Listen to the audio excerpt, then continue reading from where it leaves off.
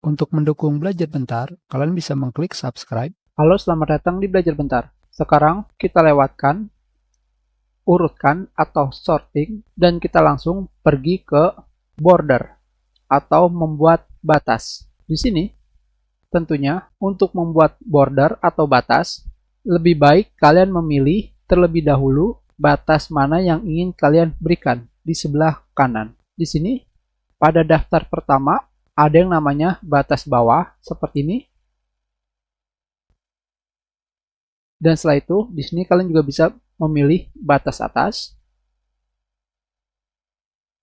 kiri, dan kanan. Hanya seperti ini saja.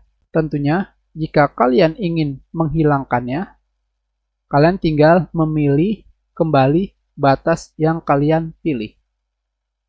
Seperti ini.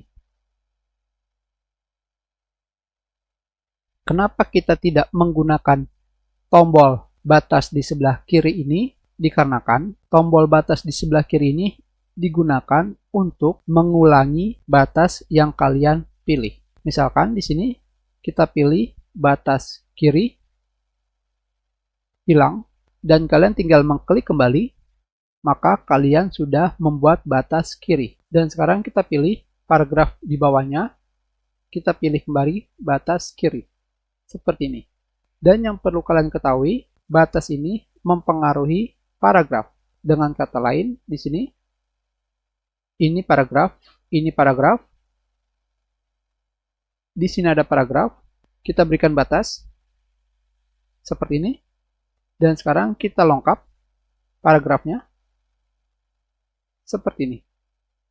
Kita pilih kedua paragraf ini, dan kita berikan batas kiri.